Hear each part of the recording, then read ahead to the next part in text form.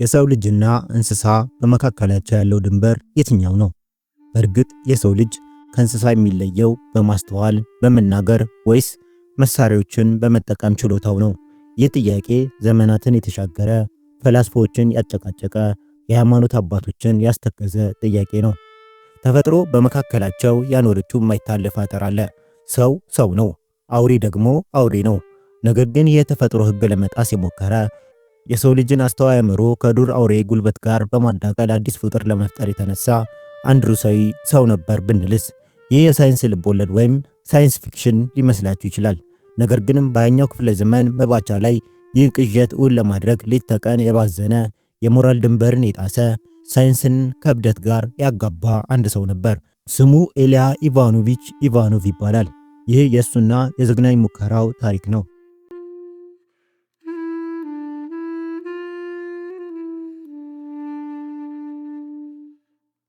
ሰፊና በረዶ በለበሰችው የ19ኛው ክፍለ ዘመን ሩሲያ ጊዜው 1870 ዓመተ ምህረት ዓለም ገና በኢንዱስትሪ አብዮት ትኩሳት ውስጥ ናት።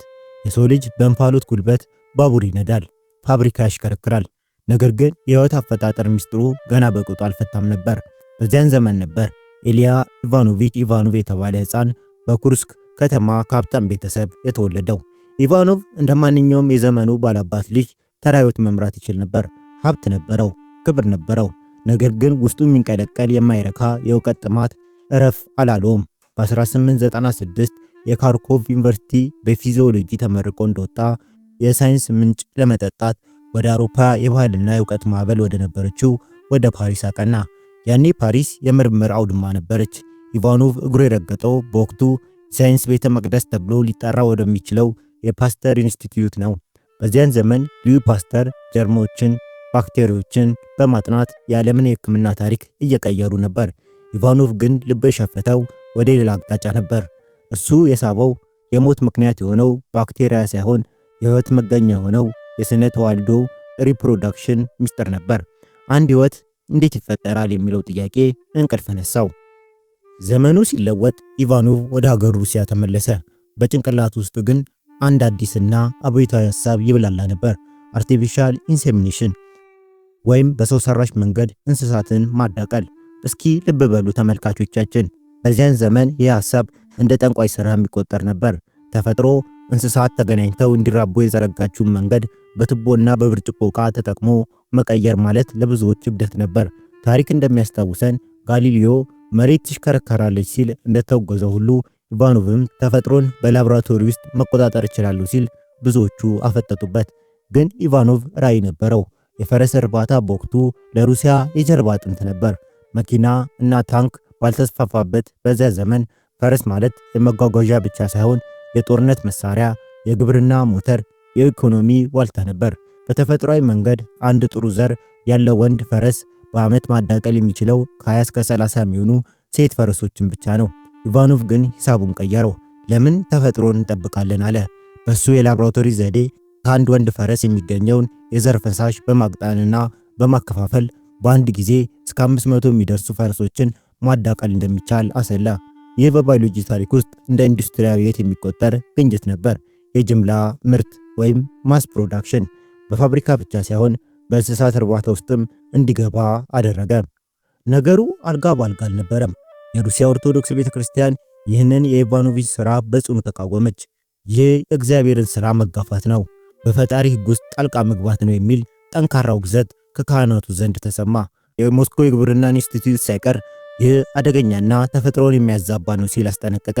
ነገር ግን ዓለም የምትመራው በሞራል ብቻ ሳይሆን በጥቅም ነው። የሩሲያው ንጉሥ ዛር ኒኮላስ ዳግማዊ የኢቫኖቭን ሙከራ ሲሰሙ የተመለከቱት ሃይማኖታዊ ነውሩን ሳይሆን ለሰራዊታቸው የሚሆን የፈረስን ብዛት ነበር። በ1900 ዓመተ ምህረት ንጉሥ ለኢቫኖቭ በወቅቱ ከፍተኛ የሚባል 2500 ሩብል ስጦታ ሰጡት። ይህ ድጋፍ ለኢቫኖቫ የልብ ልብ ሰጠው። ቤተ ክርስቲያን ተጨዋለች፣ ካሪቫኑ ግን ጉዞን ይቀጥላል እንደሚባለው ሆነ።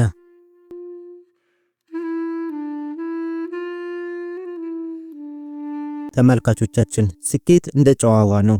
በጠጣኸው ቁጥር የባሰ ያስጠማል። ኢቫኖቭ በፈረሶቹ ላይ ያደረገው የአርቲፊሻል ኢንሴሚኔሽን ወይም ሰው ሰራሽ እርባታ ሙከራ ስኬታማ ሲሆን ሰውየው ልረፍ አላለም፣ አርፎም አልተኛም። እንደውም ይህ ስኬት በውስጡ የተኛውን አውሬ የቀሰቀሰበት። የሰው ልጅ በተፈጥሮ ወሰን የለውም ይባላል። የኢቫኖቫ ወሰን ግን የፈጣሪን ሕግ መገፋት ሆነ። እስካሁን የሰራው በተፈጥሮ ሊራቡ የሚችሉትን እንስሳት መንገድ ማሳጠር ነበር።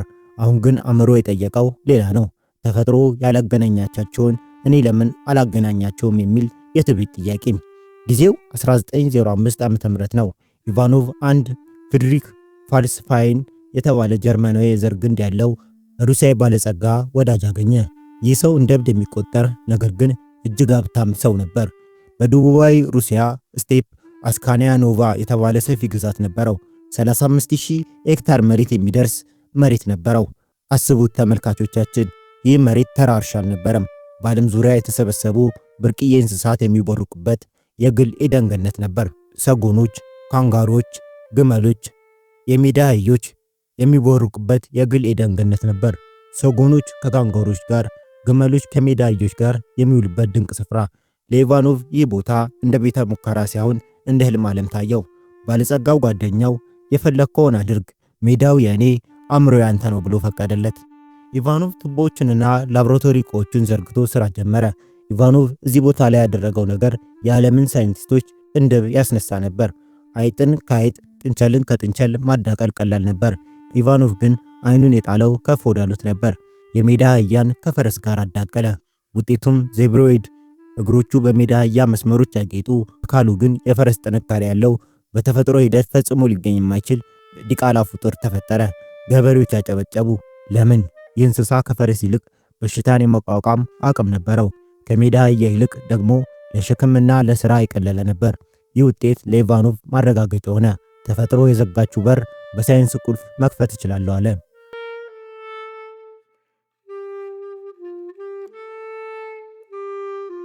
ነገሩ እዚህ ላይ አላበቃም። የዜብሮይድ መፈጠር ለኢቫኖቫ የዓለማው ማብቂያ ሳይሆን የመንገዱ መጀመሪያ ነበር። በ1910 ኦስትሪያ ግራንስ ከተማ በተደረገው የዓለም አቀፍ የሥነ እንስሳ ኮንግረስ ላይ ኢቫኖቭ መድረክ ላይ ወጣ። አዳራሹ በዓለም ታዋቂ የሆኑ ፕሮፌሰሮችና ሊቃውን ተሞልቷል።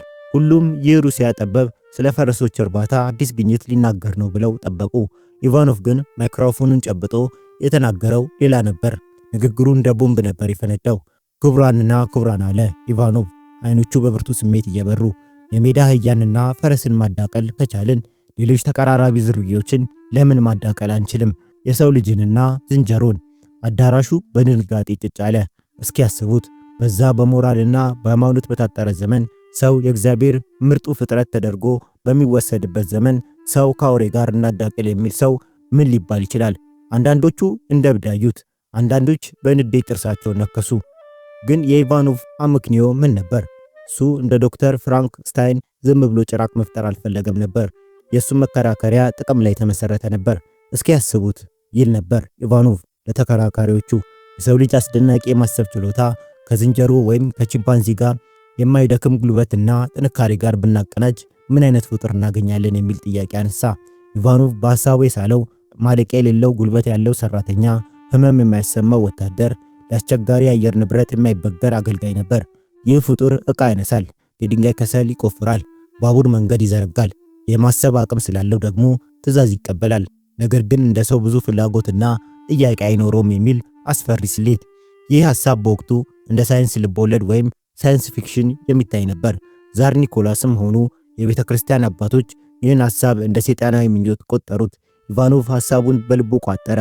ነገር ግን ልብ በሉ ተመልካቾቻችን፣ አንድ የጠበቀው ነገር ነበር፣ ጊዜን። ታሪክ ራሱ ለኢቫኖቭ ይህን የእብደት በር የሚከፍትለት ቁልፍ እያዘጋጀለት ነበር። ዓለም ልትገለባበጥ ነው። ሩሲያ ልትታመስ ነው።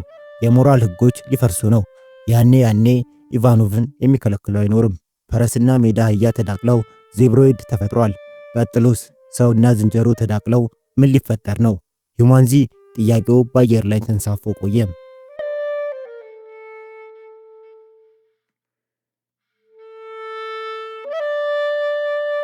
ተመልካቾቻችን፣ ታሪክ እንደ ተሽከርካሪ ወንበር ነው። ዛሬ ከፍ ብሎ በክብር ማማ ላይ የተቀመጠን ሰው ነገ አፈርድም ያስግጡት ልታገኙ ትችላላችሁ። ወይም ደግሞ በተቃራኒው ዓለም የረሳውን ሰው ታሪክ በድንገት አንስቶ በዓለም መድረክ ላይ ይሰቅለዋል። የኢልያ ኢቫኖቪች ዕጣ ፈንታም የተወሰነው በዚህ የታሪክ ዥዋዥዌ ውስጥ ነበር። ጊዜው 1917 ዓ.ም ነው። በአውሮፓ ሰማይ ላይ የለውጥ ደመና ተንጠልጥሏል። በሩሲያ ምድር ደግሞ ታላቅ ነውጥ ተፈጠረ። የጥቅምት አብዮት የኦክቶበር ሪቮሉሽን ፈነዳ። የዘመናት ባለ ታሪክ የሆነው የሮማኖቭ ስርወ መንግስት እንደ ቅጠል ረገፈ። ዛር ኒኮላስ ዳግማዊ ከስልጣናቸው ወረዱ፣ በኋላም በግፍ ተገደሉ። ቤተ መንግስቱ በቦልሸቪኮች ወይም ኮሙኒስቶች እጅ ወደቀ። ይህ ለኢቫኖቪች ምን ማለት ነው? የገንዘብ ምንጩ ደረቀ ማለት ነው። የኢቫኖቭ ነገር ከላይ ቢወረወር አይሰበር፣ ከታች ቢወረወር አይፈጠር አይነት ሆነበት። የሁሉ ክብር፣ የሁሉ የቤተ መንግስት ድጋፍ በአንድ አዳር ጠፋም። ወዳጅና የገንዘብ ደጋፊው ባለሀብት ፍሬድሪክ ፋልስፋይን ህይወቱን ለማትረፍ ሲል ሩሲያን ጥሎ ኮበለለ። ያ የአስካኒያ ኖቫ የተፈጥሮ ሪዘርቭ፣ የሁሉ የሜዳ አህያ የሰጎን መንጋ ባለቤት አጥቶ ባዶ ቀረ። የኢቫኖቭ ቤተ ሙከሮችም በጦርነት አቧራ ተሸፈኑ። ኢቫኖቭ በሞስኮ ጎዳኖች ላይ እንደ ማንኛውም ተራ ሰው ለእንጀራ መባዘን ጀመረ። የሶቪየት ህብረት በእርስ በርስ ጦርነት እየታመሰች ኢኮኖሚያ ፈራርሶ ህዝቡ ዳቦ አጥቶ በሚሰቃይበት ወቅት ሰውንና ዝንጀሮን ላዳቅል ብሎ መጠየቅ ራሱ እብደት ነበር። ኢቫኖቭ ተስፋ ቆረጠ። ሩሲያን ጥሎ ወደ አውሮፓ ለመሰደድ አሰበ። ነገር ግን አንዳንዴ ጨለሞ ሲበረታ ለሌሊት ወፎች ቀን ይወጣላቸዋል አይደል? ለኢቫኖቫም አዲስ የኮሙኒስት ስርዓት ያልጠበቀውን በር ከፈተለት። ቦልሾቪኮች ስልጣን ሲይዙ ይዞት የመጡት ፖለቲካ ብቻ አልነበረም፣ አዲስ ሃይማኖት እንጂ። ያም አምላክ የለሽነት ወይም ኤቲዝም ነው። ለአዲሱ የሶቪየት መንግስት የሩሲያ ኦርቶዶክስ ቤተክርስቲያን ዋና ጠላት ነበረች። ህዝቡን ከሃይማኖት ማላቀቅ፣ እግዚአብሔር የሚባል ነገር እንደሌለ ማረጋገጥ የኮሙኒስቶች ዋና ግብ ነበር። እዚህ ጋር ነው የኢቫኖቫ ብልጠት የመጣው። ይህ ሰው የዘመኑ ንፋስ አይቶ ሸራውን ቀየረ። ለቀድሞ ንጉስ ለወታደራዊ አገልግሎት የሚሆን ጠንካራ ፍጡር ፈጥራለሁ ብሎ እንደነበረ ሁሉ ለአዳዲሶቹ ገዢዎች ደግሞ ቋንቋውን ቀይሮ ቀረበ። ጓዶች አለ ኢቫኖቭ ለሶቪየት ባለስልጣናት፣ ይህ ፕሮጀክት ሳይንስ ብቻ አይደለም። ይህ ፕሮጀክት ቤተክርስቲያንን የምንዋጋበት ጦር ነው።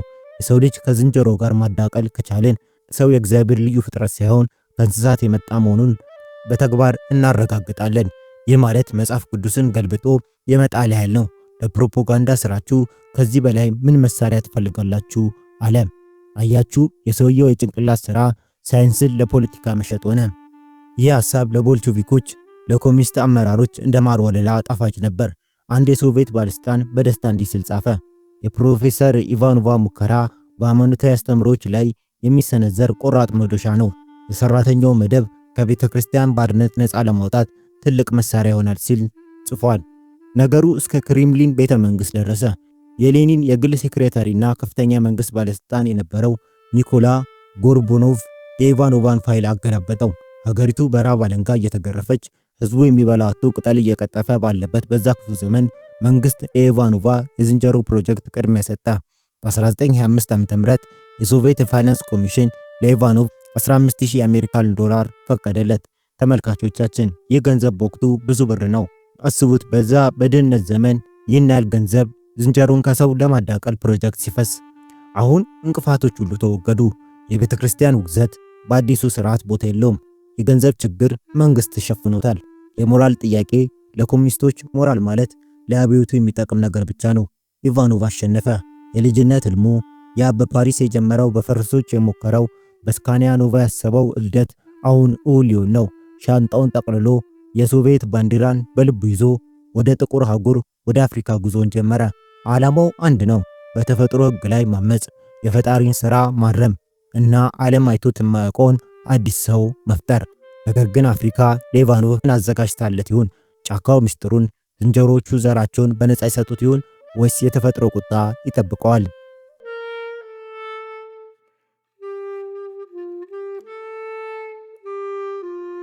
ተመልካቾቻችን፣ ወረቀት ላይ የተሰላ ሂሳብና መሬት ላይ ያለው እውነት ለየቅል ናቸው። በሞስኮ ሆኖ በሞቀ ሻይና በወፍራም ካፖርት ተሸፍነው እንዲህ እናደርጋለን እንዲህ እንፈጽማለን ማለት ቀላል ነው። ነገር ግን እውነታው ያለው እዛ ማዶ ነው። ኢቫኖቭ ከበረዶ ሩሲያ ተነስቶ እግሩን አፍሪካ ሲረግጥ የጠበቀው ነገር እና ያገኘው ነገር ሰማይና ምድር ሆኑበት። ይህ ታሪክ የኢቫኖቭ ህልም ወደ ቅዠት የተቀየረበት፣ ሳይንስ ወደ ወንጀል የተሸጋገረበት፣ የሰው ልጅ የሞራል ውድቀት የታየበት ነው። ማርች 1926 ዓ.ም ኢቫኖቭ ፈረንሳይኛ የምትናገረውን የጊኒን ምድር ረገጠ። አየር ንብረቱ ለሩሲያዊ ሰው ገሃነም ነበር። እርጥበቱ ያንቀለቅላል፣ ፀሐዩ ያቃጥላል። ነገር ግን ኢቫኖቭ ይበልጥ ያቃጠለው የፀሐዩ ሙቀት ሳይሆን የጠበቀው ተስፋ መክሸፍ ነው። ፓሪስ ሳለ ኪንዲያ በተባለ ቦታ የፓስተር ኢንስቲትዩት ዘመናዊ የቺምፓንዚ ማዕከል እንዳለው እና በቂ ዝንጀሮች እንደተዘጋጁለት ተነግሮት ነበር። ቦታው ሲደርስ ግን ያገኘው ፍጹም ሌላ ነበር። ማዕከሉ በምስጥ የተበላ የተዘረከረከ፣ አስተዳደሩ የላላ ነበር። ይባስ ብሎ ባለፉት 3 ዓመታት ከነበሩት ቺምፓንዚዎች ግማሾቹ በበሽታ አልቀዋል። የባሰው ጉድ ግን ገና መምጣቱ ነው። ኢቫኖቭ ያሉትን ዝንጀሮች መረመረ። ለሙከራው ቁልፍ የሚሆነውን የዘር ፈሳሽ ወይም ስፐርም ወይም እንቁላል ኤግ ለማግኘት እንስሳቱ ለአቅመ ሔዋን ወይም ለአቅመ አዳም የደረሱ መሆን አለባቸው። እነዚህ ዝንጀሮች ግን ገና ሕፃናት ናቸው። ኢቫኖቭ በብስጭት ጮኸ። እድሜያቸው ለምርምር አይመጥንም። ፓሪስ ያሉት አለቆች ይህን እውነት ደብቀውት ነበር። ኢቫኖቭ እንደ ፊኛ ተነፈሰ። በአንድ ወር ጊዜ ውስጥም ባዶ እጁን ወደ ፈረንሳይ ተመለሰ። አብዛኛው ሰው እዚህ ጋር ተስፋ ይቆርጥ ነበር። ኢቫኖቭ ግን ዓላማው ሰው ሰራሽ አውሬ መፍጠር ነውና ማደፍ አልፈለገም። ተጨማሪ ገንዘብ ለማግኘት አሜሪካ ሄዶ ሌክቸር ለመስጠት አሰበ። ነገር ግን ወዳጆቹ አሜሪካ እንዳትሄድ እዛ ስላለ እቅድ ብትናገር ክርስቲያኖችና ዘረኛው ኩክላን በድንጋይ ወግረው ይገለዋል ብለው መከሩት። በኖቬምበር 1926ም ኢቫኖቭ ተመልሶ ወደ አፍሪካ መጣ። በዚህ ጊዜ ወደ ዋና ከተማዋ ኮንካሪ አቀና። በዚህ ጉዞ ግን ብቻውን አልነበረም። የ22 ዓመት ወጣት ልጁን ኤልያ ኢሊች ኢቫኖቭን አስከትሎ ነበር። እስኪ ያስቡት ተመልካቾቻችን፣ አባቱ ለልጁ የሚያወርሰው ቅርጽ የእብደት ሥራ ተባባሪነት ነው። የፈረንሳይ ቀይ ግዛት አስተዳደር የነበረው ዣን ሉዊ ፓይሬት ለኢቫኖቭ ልዩ ድጋፍ ሰጠው። ወደ ጫካ ሂድና የፈለግከውን ያህል ቺምፓንዚ አድን ተባለ። አባትና ልጅ እንደ አዳኝ ጫካ ገቡ። 3 ቺምፓንዚዎችን በራሳቸው አደኑ። 10 የሚሆኑት ደግሞ ከአካባቢው አዳኞች ገዙ። አሁን ቤተ ሙከራው ተዘጋጀ።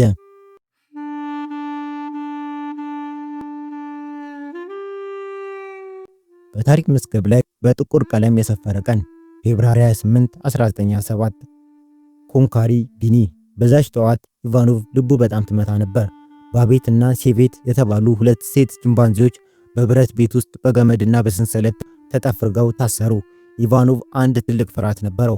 በአካባቢው የሚኖሩ አፍሪካውያን ሰራተኞች ይህን ድርጊት ከተመለከቱ ተፈጥሮን የሚያረክስ ሰይጣናዊ ሥራ ብለው ሊያምፁበት እንደሚችሉ ገምቷል።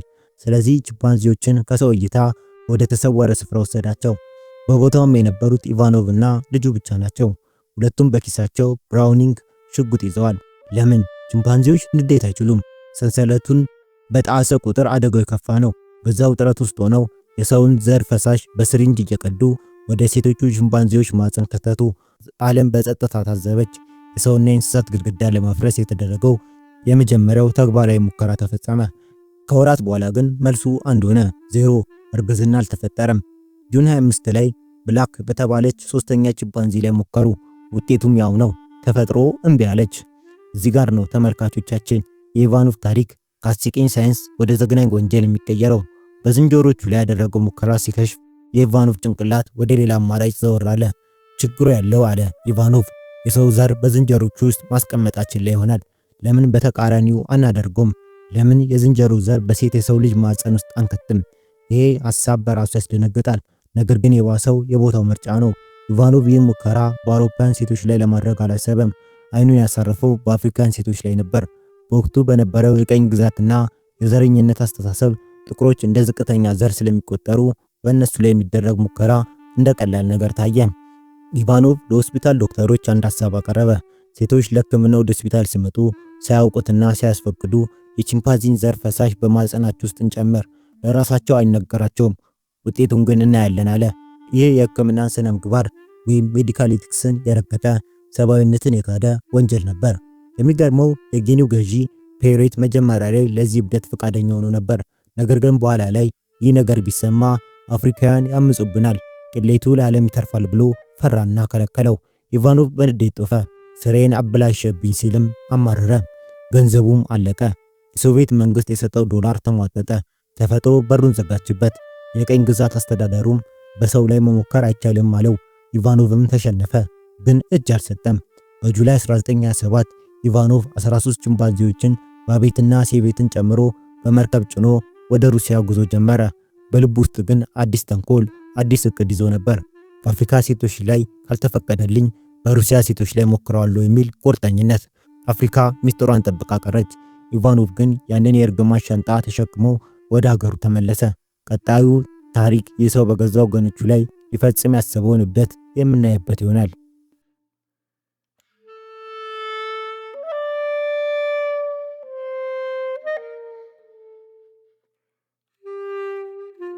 ተመልካቾቻችን የሰው ልጅ ልብ እንደ ጥልቅ ባህር ነው። ላዩን ሲያዩት ሰላማዊ ይመስላል። ወደ ውስጥ ሲገቡ ግን ማዕበል፣ ጨለማና ያልተፈቱ እንቆቅልሾች አሉት። ኢቫኖቭ ከአፍሪካ ሲመለስ ይዞት የመጣው 13 ቺምፓንዚዎችን ብቻ አልነበረም። ይዞት የመጣው ከባድ የሆነ የሞራል ጥያቄም ጭምር ነበር። በአፍሪካ ምድር ያለ ፈቃዳቸው በሴቶች ላይ ሊያደርግ የነበረው ሙከራ ሲከሽፍበት አሁን ወደ ገዛ ሀገሩ ሩሲያ ፊቱን አዞረ። የሚገርመው ነገር በአፍሪካ በግዴታ ያልሆነው ነገር በሩሲያ በውድና በፈቃደኝነት ሊሆን መቃረቡ ነው። ሰው ለምን ራሱን ለአውሬ አሳልፎ ይሰጣል? የህይወት ትርጉሙ ሲጠፋ ወይስ ለሳይንስ መሞት ሲመርጥ? አብረን እንየው። ጉዞው ከባድ ነበር። ኢቫኖቭ እና ቺምፓንዚዎቹ በመርከብ ተሳፍረው ወደ ጥቁር ባህር ዳርቻ ቀኑ። ያኔ የትራንስፖርት ሁኔታ እንደዛሬው አልነበረም። መንገዱ ላይ ሙቀትና መጉላላት ተደማምሮ ባቤትና ሴቬት የተባሉት እነዛ ምስኪን ቺምፓንዚዎች ሞቱ። ኢቫኖቭ ግን በህይወት ያሉትን ይዞ ሱኩሚ ከተማ ደረሰ። ሱኩሚ የጥቁር ባህር እንቁ፣ ሞቃታማ አየር ያላት ለቺምፓንዚዎች ህይወት ምቹ የሆነች ስፍራ። እዚህ ላይ ነው ኢቫኖቭ በሶቪየት ህብረት ታሪክ የመጀመሪያውን የፕሪሜት ምርመራ ጣቢያ አቋቋመ። አሁንም ቤተ ሙከራው አለ፣ ሳይንቲስቱም አለ። የጎደለው ሁለት ነገር ብቻ ነው፣ የዘር ፍሬ ሰጪው አውሬና ተቀባዩ ሴት። በ1929 ክረምት ላይ ኢቫኖቭ አንድ ወሳኝ ሙሽራ አገኘ። ስሙ ታርዛን ይባላል። የ26 ዓመት ጎልማሳ ኦራንጉታን። ኦራንጉታን ማለት ተመልካቾቻችን ጎሪላና ቺምፓንዚ ካሉት ትልልቅ የዝንጀሮ ዝርያዎች የሚመደብ እንስሳ ነው። ታርዛን በጥሩ ጤንነት ላይ የሚገኝ ለኢቫኖቪች እቅድ ቁልፍ የሆነ እንስሳ ነበር። በዚህ ወቅት የኢቫኖቭ የላቦራቶሪ ስራው ነገር በዓለም ሁሉ ተሰምቶ ነበር። የምዕራቡ ዓለም ጋር ዜናው እንደ ሰደድ እሳት ዓለምን አዳረሰ። በአሜሪካ የሚገኙ አምላክ የለሽ ማህበራት አሜሪካ አሶሲዬሽን ፎር አድቫንስመንት ኦፍ ኤቲዝም ለኢቫኖቪች ድጋፋቸውን ሰጡ።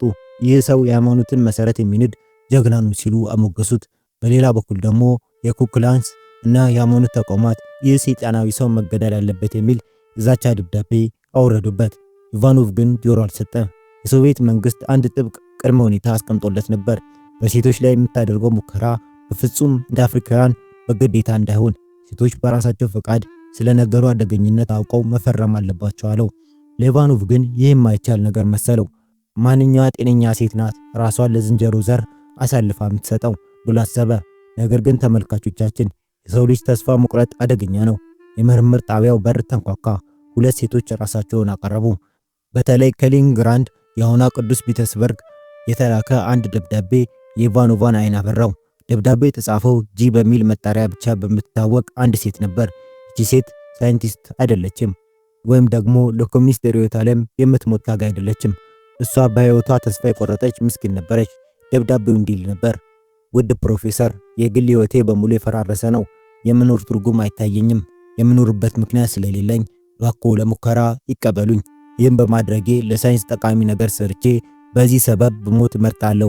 እባክዎ ጥያቄን አይጣሉብኝ የሚል ነበር። እስኪ ልብ በሉ፣ እቺ ሴት የፈለገችው መዳንን ሳይሆን መሞትን ነበር። የዝንጀሮ ልጅ ማርገዝ ለሷ ራሷን የማጥፋያ መንገድ ወይም የህይወቷ ማብቂያ ትርጉም ሆኖ ታያት። ኢቫኖቭ ይህን የጭንቀት ደብዳቤ ሲያነብ የሴትዮዋ ስነ ልቦና ሁኔታ አላሳሰበውም። ለሱ እሷ በፈቃደኝነት የቀረበች ናሙና ብቻ ነበረች። ተቀብለናታል፣ ወደ ሱኩሚ ትምጣ አለ። ሁሉም ነገር ተዘጋጀ። 1929 ዓመተ ምህረት ክረምት ጄ የተባለችው ሴት ልትመጣ ታርዛን የተባለው ኦራንጉታን ተዘጋጅቶ የክፍለ ዘመኑ ታላቅ የእብደት ሰርግ ሊፈጸም ቀናት ቀሩ። ነገር ግን ተፈጥሮ ሁሌም የመጨረሻውን ካርድ መምዘዝ ትወዳለች። ሙከራው ሊደረግ በተቃረበበት ሰዓት ታርዛን በድንገት ታመመ። የ26 ዓመቱ ኦራንጉታን የዝንጀሮ ዝርያ በጭንቅላት ውስጥ ደም መፍሰስ ምክንያት ወደቀ። ሳይንቲስቶች ሲሯሯጡ ታርዛን ግን ሕይወቷ አለፈች። ኢቫኖቭ ጸጉሩን ነጨ። እንስሳው ሞተ። ሴቷ ዝግጁ ነበረች፣ ግን ዘር ሰጪው አውሬ የለም። ሙከራው ተሰረዘ። ኢቫኖቭ እንደገና ወደ አፍሪካ መልእክት ላከ። አዳዲስ ቺምፓንዚዎችን ላኩልኝ አለ። እስከ 1930 ዓ.ም ድረስ 5 አዳዲስ ወንድ ቺምፓንዚዎች እስኪመጡ ድረስ መጠበቅ ግድ ሆነበት።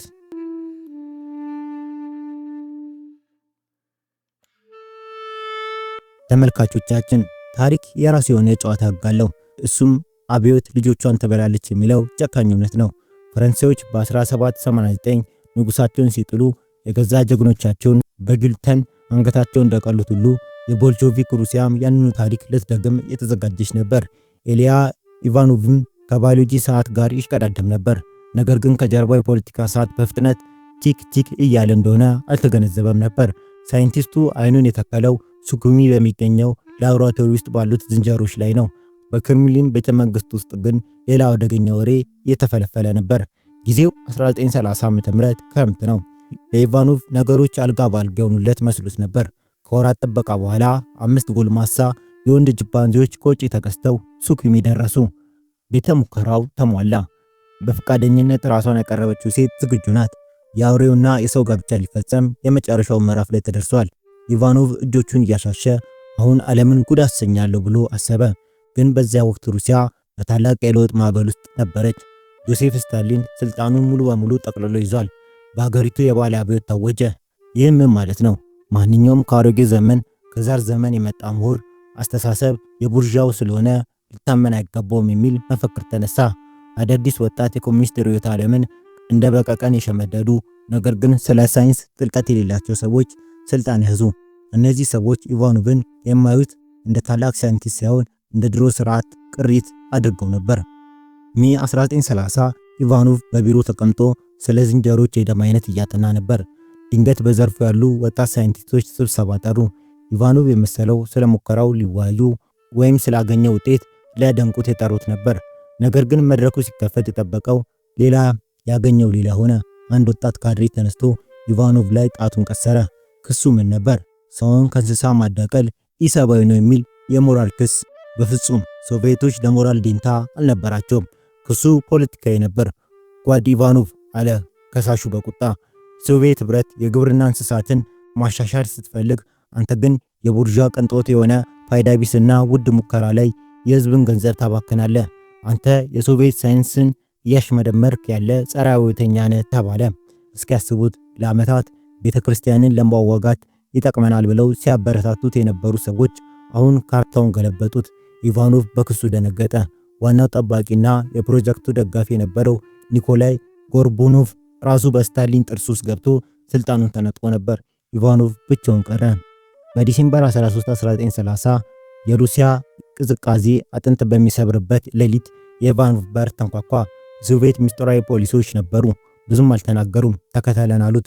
ያ ታላቅ ሳይንቲስትም ያ በፓሪስ የተማረ በንጉሥ የተሸለመ በቦልሾቪኮች የተወደሰ ሰው ካቴና ተጠፍርጎ ወደ እስር ቤት ተወረወረ። ምርመራው አጭር ነበር። ማስረጃ አያስፈልግም። በስታሊን ሩሲያ መጠርጠር ብቻ ለፍርድ ይበቃ ነበር። ሶቪየትን ግብርና ለመጉዳት ሴራ ጠንስሷል ተባለ። በ1931ም ኢቫኖቭ ፍርዱ ተወሰነበት። ወደ ካዛክስታን አልማአታ ተብሎ ወደሚጠራው የግዞት ስፍራ ተላከ። ህልሙ ዝንጀሮቹ፣ ያቺ ራሷን ለመስጠት የተዘጋጀችው ሴት፣ ሁሉም ነገር በሱኩሚ ቤተ ሙከራ እንደ ጉም ተነኑ። ፕሮጀክቱ ያላባት ቀረ። አልማአታ ምድሩ ደረቅ፣ ነፋሱ ኃይለኛ ነበር። ኢቫኖቭ በግዞትም ሆኖ ሳይንስን አልተወም።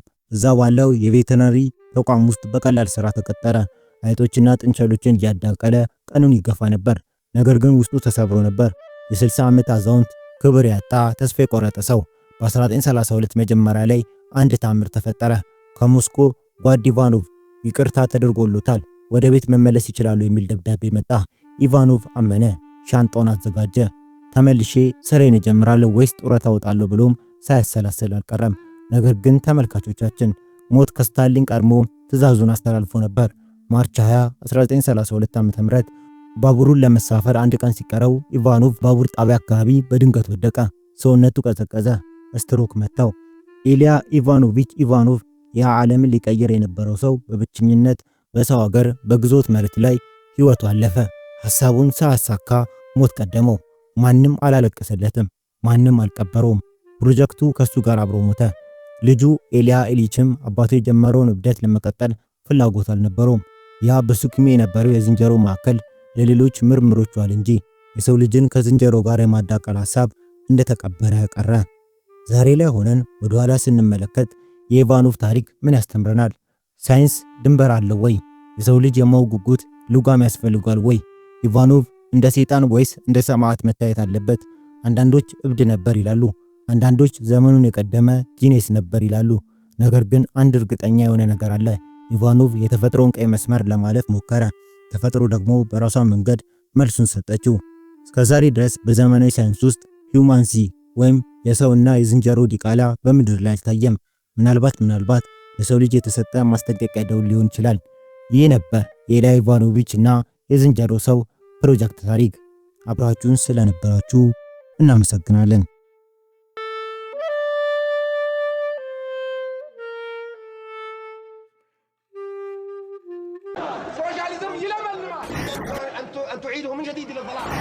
Yes, we did.